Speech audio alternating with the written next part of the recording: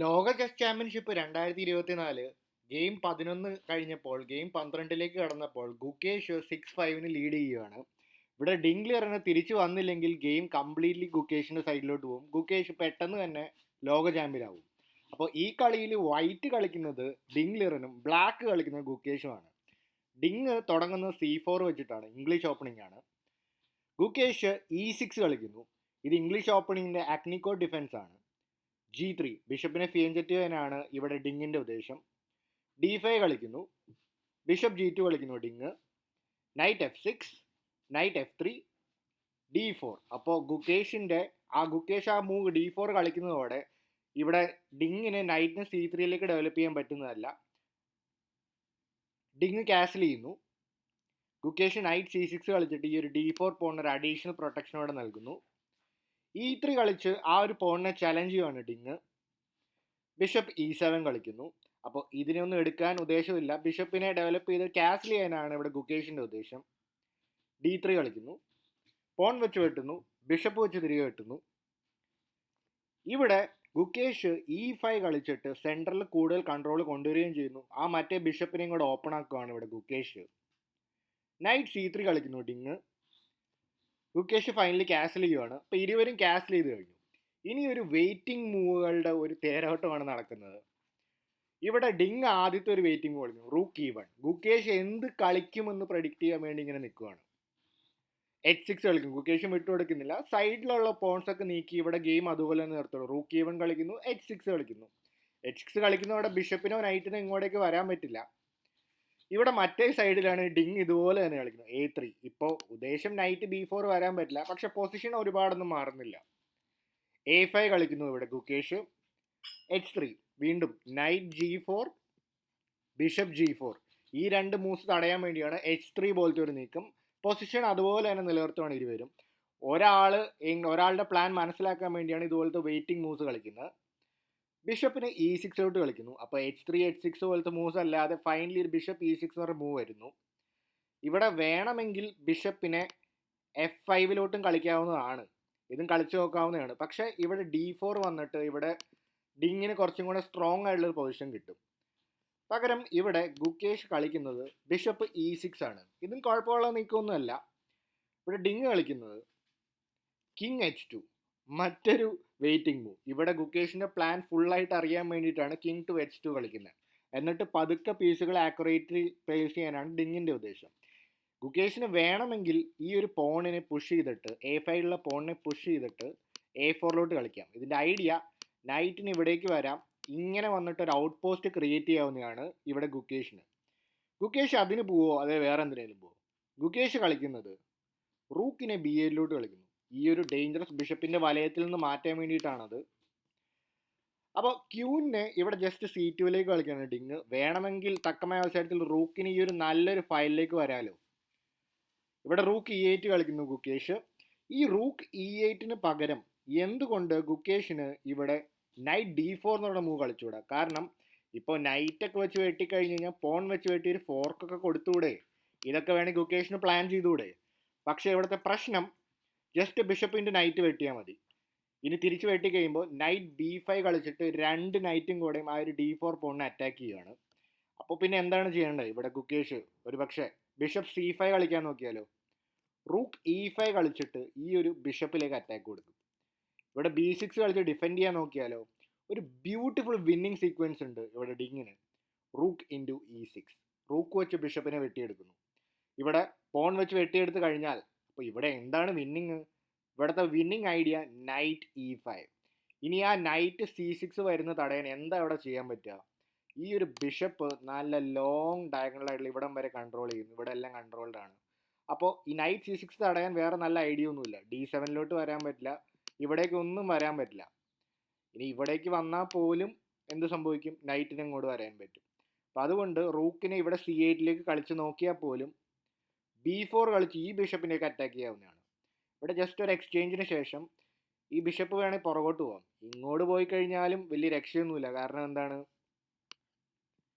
നൈറ്റിന് ഇവിടേക്ക് വന്നിട്ട് ബിഷപ്പിലേക്കും അറ്റാക്ക് ചെയ്യാം, ക്യൂനിലേക്കും അറ്റാക്ക് ചെയ്യാം. ഈ പൊസിഷനും വൈറ്റ് വിന്നിങ് ആണ്. അപ്പം അതുകൊണ്ട് ഇനി എങ്ങാനും ബിഷപ്പ് തിരികെ കളിക്കാൻ നോക്കിയാലോ? ഇവിടെ നൈറ്റ് A7 കളിച്ചിട്ട് റൂക്കിന് ഒരു കൊട്ട് കൊടുക്കുന്നു. വേറെ സ്ക്വയർ ഒന്നുമില്ല, മാറിക്കഴിഞ്ഞാൽ നൈറ്റ് C6. അപ്പോൾ ഈ ഒരു പൊസിഷൻ പ്രത്യേകിച്ചൊന്നും പറയണ്ടല്ലോ, ഡിങ് ഈസിലി ജയിക്കുന്നതായിരുന്നു. അപ്പം അതുകൊണ്ടാണ് ഈ ഒരു പൊസിഷനിലോട്ടൊന്നും പോവാതെ ഇപ്പോൾ ഈ ഒരു മൂവിന് ശേഷം റൂക്ക് E8 എന്ന് പറഞ്ഞ മൂവ് കളിക്കുന്നത്. ഇവിടെ റൂക്ക് E8 ആണ് ഇവിടെ ഗുക്കേഷ് കളിക്കുന്നത്. ഈ ഒരു നൈറ്റ് D4 കോംപ്ലിക്കേഷനിലോട്ട് പോകുന്നില്ല, കാരണം ഇവിടെ ഡിങ്ങിന് ഒരുപാട് അറ്റാക്കുകൾ ഇവിടെ തിരികെ കിട്ടുന്നതാണ്. റൂക്ക് E8 കളിക്കുന്നു.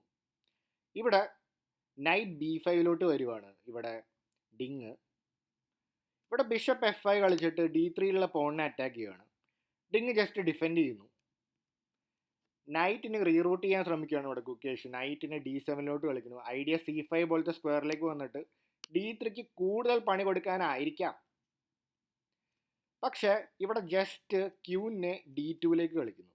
എന്തുകൊണ്ടാണ് ഇങ്ങനെ ഒരു നീക്കിൻ്റെ ഉദ്ദേശം? കാരണം ഇവിടെ ഡിങ്ങിന് ഭാവിയിൽ D4 കളിക്കേണ്ട ആവശ്യമുണ്ട്. പക്ഷേ D4 കളിക്കാൻ ഇപ്പോൾ പറ്റില്ല, കാരണം ബിഷപ്പ് ഇവിടെ ഉള്ളതുകൊണ്ട്. അതുകൊണ്ട് ക്യൂൻ D2 രണ്ട് ഉദ്ദേശമുണ്ട്. ഒന്ന് D4 പുഷ് ചെയ്ത് സെൻറ്ററിൽ സ്ട്രൈക്ക് ചെയ്യാം, മാത്രമല്ല ക്യൂനും ബിഷപ്പും കൂടെ ചേർന്നിട്ട് H6 അറ്റാക്ക് ചെയ്യുകയാണ്. ബിഷപ്പ് ജസ്റ്റ് G6 പോയിട്ട് ഇവിടെ കിങ് സൈഡ് പ്രൊട്ടക്ട് ചെയ്യണം. ഇനി എടുത്തു കഴിഞ്ഞാൽ കിങ് സൈഡ് വെൽ പ്രൊട്ടക്റ്റഡ് ആയിരിക്കുമല്ലോ. D4 കളിച്ച് ഇവിടെ ഡിങ് സെൻറ്ററിൽ സ്ട്രൈക്ക് ചെയ്യുകയാണ്.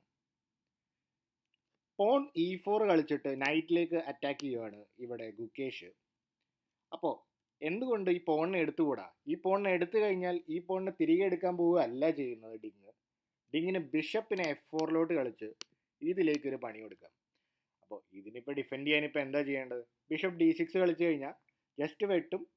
ഇങ്ങനെ ഒരു എക്സ്ചേഞ്ച് കടന്നു കഴിഞ്ഞാൽ ഈ ഒരു പൊസിഷനിൽ ഇവിടെ വൈറ്റ് കംപ്ലീറ്റ്ലി വിന്നിങ് ആണ്. മാത്രമല്ല D4 പോണ് വീഴുകയും ചെയ്യും. ഇവിടെ കംപ്ലീറ്റ്ലി ഇവിടെ വൈറ്റിന് വിന്നിങ് ആണ്. അപ്പം ഇങ്ങനത്തെ ഐഡിയാസ് ഒക്കെ ഉണ്ട് ആ ഒരു പോണിനെ വെട്ടിക്കഴിഞ്ഞു കഴിഞ്ഞാൽ. അപ്പം അതുകൊണ്ടാണ് പോണിനെ ഇവിടെ താഴോട്ട് പുഷ് ചെയ്ത് E4 കളിക്കുന്നത്. ബട്ട് ഡിങ് ജസ്റ്റ് നൈറ്റിനെ പുറകോട്ട് പോയി. പക്ഷേ ഈ നൈറ്റ് പുറകോട്ട് പോയത് കൊണ്ട് ഒന്നും അവസാനിക്കുന്നില്ല. നൈറ്റിന് ഇങ്ങോട്ട് വരാം, ഇങ്ങോട്ടൊക്കെ വരാവുന്നതാണ്. നൈറ്റ് B6 കളിച്ച് ഈ ഒരു പോണിനെ അറ്റാക്ക് ചെയ്യുകയാണ്. Queen C3. അപ്പോൾ ഇവിടെയും പ്രൊട്ടക്ട് ചെയ്യുന്നു, ഇവിടെയും പ്രൊട്ടക്ട് ചെയ്യുന്നു. ബിഷപ്പ് F6 കളിച്ചിട്ട് ഈ ഒരു D5 പോൺ പുഷ് നടക്കില്ല, കാരണം ബിഷപ്പ് ഇവിടെ ഉള്ളതുകൊണ്ട്. ജസ്റ്റ് ക്യൂൻ അവിടെ നിന്ന് മാറി ഇതിലേക്ക് പതുക്കെ പ്രഷർ കൊടുക്കുന്നു. ഇപ്പോൾ D4 സാമാന്യ രീതിയിൽ പ്രൊട്ടക്റ്റഡ് ആണ്. നൈറ്റ് ഉണ്ട്, ബിഷപ്പ് ഉണ്ട്, റൂക്ക് ഉണ്ട്, എല്ലാ രീതിയിലും പ്രൊട്ടക്റ്റഡ് ആണ്. A4 ഫൈനലി ഗുക്കേഷ് കളിക്കുന്നു. ഇതിൻ്റെ ഭാവിയിലുള്ള ഒരു ഉദ്ദേശം ഒരുപക്ഷെ നൈറ്റ് A5 ഒക്കെ വന്നിട്ട് നൈറ്റിന് നല്ലൊരു ഔട്ട് പോസ്റ്റ് വരാവുന്നതാണ്. പക്ഷേ ഇവിടെ ഇപ്പോൾ റൂക്കൊന്നും ഇവിടെ ഇല്ല. ഇപ്പോൾ തൽക്കാലത്തേക്ക് വലിയ അങ്ങനത്തെ ത്രെട്ടുകളൊന്നും ഇല്ല. നൈറ്റിനെ എന്തായാലും ഡെവലപ്പ് ചെയ്യുന്നു ഡിങ്. ബിഷപ്പ് G5 കളിച്ചിട്ട് ഈ ബിഷപ്പിലേക്ക് അറ്റാക്ക് കൊടുക്കാൻ നോക്കുന്നു. Night F4. അപ്പോൾ ഡിങ് തന്നെ പ്ലാൻ ആയിട്ട് നൈറ്റ് കാര്യം പുറകോട്ട് പോയെങ്കിലും ഇങ്ങനെയൊക്കെ വന്ന് ഇവിടേക്ക് വന്നു അസൈൻലി.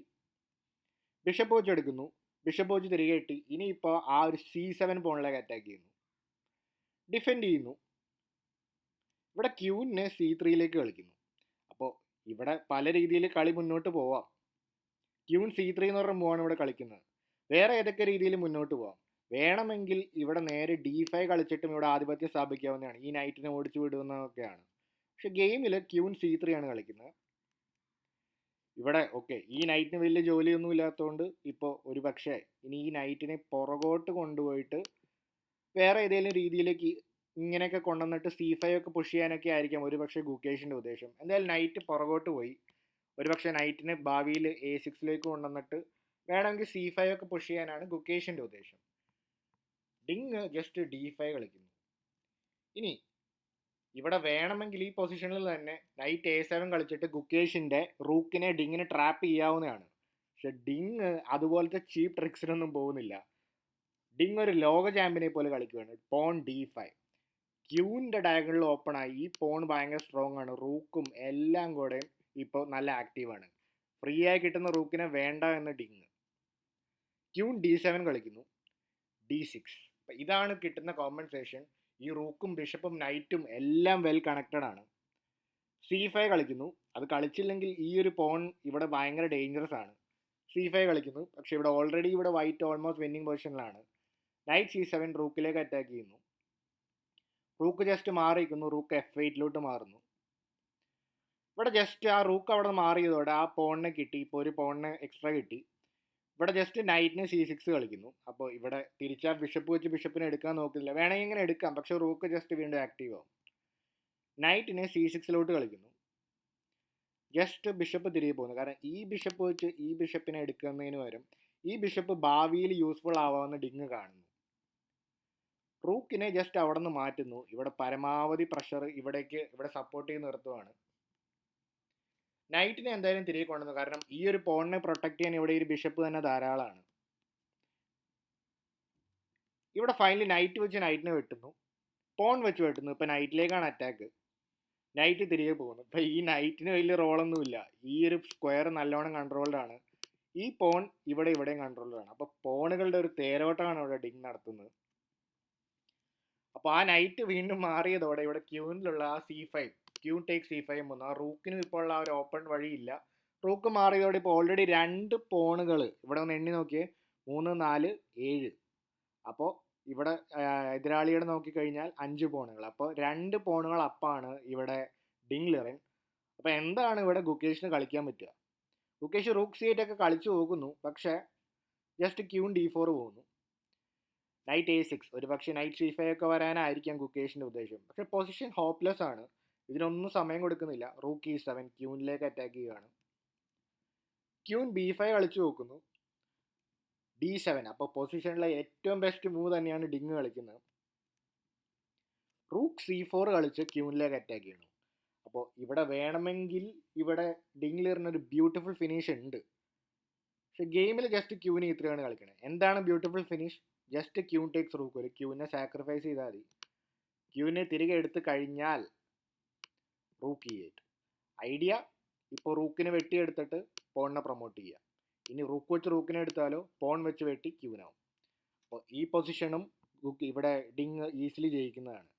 പക്ഷേ ഇവിടെ ഡിങ് സേഫായിട്ട് ക്യൂവിനെ E3 കൊണ്ടുപോകുന്നു. അപ്പോൾ ഈ പൊസിഷനും വിന്നിങ് തന്നെയാണ് വൈറ്റിന്. റൂക്കിനെ C2 കൊണ്ടുവന്നു. പക്ഷെ ഒരു കാര്യമില്ല, ഇവിടെ ജസ്റ്റ് ബിഷപ്പ് D6 എന്ന് പറഞ്ഞ മൂവ് ആയിരുന്നു. ഇവിടെ തന്നെ ഓൾറെഡി കംപ്ലീറ്റ്ലി വിന്നിങ് ആണ് ഡിങ്. അപ്പോൾ ഒന്നും തന്നെ ചെയ്യാൻ പറ്റില്ല. ഇവിടുത്തെ ഇതുപോലത്തെ ത്രെഡ്സ് ഇവിടെ വരുന്നുണ്ട്. ഇങ്ങനെ ഒരു ചെക്ക് മേറ്റിംഗ് അറ്റാക്കും ഈ പോണിനെ എടുക്കാൻ പോലും പറ്റില്ല. ഇവിടെ ഒരു ചെക്ക് മേറ്റിംഗ് അറ്റാക്ക് വരികയും ചെയ്യും. അപ്പോൾ ഇവിടെ ഗുകേഷ് F6 കളിച്ചു നോക്കണം. ഇവിടെ ഒറ്റ മൂവിൽ ഇവിടെ ഗുകേഷ് ഒരു മൂവ് കളിക്കുന്നു. അതോടെ ഇവിടെ ഡിങ് ഒരു മൂവ് കളിക്കുന്നു. അതോടെ ഗുകേഷ് റിസൈൻ ചെയ്യുന്നു. നിങ്ങളാണ് ഇവിടെ ഡിങ്ങിൻ്റെ സ്ഥലത്തെങ്കിൽ നിങ്ങൾ എന്ത് മൂവ് കളിക്കും? ഈ മൂവ് കളിക്കുന്നതോടെ ഗുകേഷ് റിസൈൻ ചെയ്യുകയാണ്. ഒന്ന് കണ്ടു നോക്കിയാലോ. Rook takes G7 check. Gukesh കൈ കൊടുക്കുകയാണ്. കാരണം വേറെ ഒരു നിവർത്തിയില്ല. ഇവിടെ എന്താണ് ഇപ്പോൾ ചെയ്യുന്നത്? ഇപ്പോൾ കിങ് മാറിക്കഴിഞ്ഞ് കഴിഞ്ഞാൽ എന്ത് സംഭവിക്കും? ഇതുപോലത്തെ ഐഡിയ വരും. ഇനി ബിഷപ്പ് വെച്ച് മറച്ചു കഴിഞ്ഞാൽ നേരെ മേറ്റ് വരും.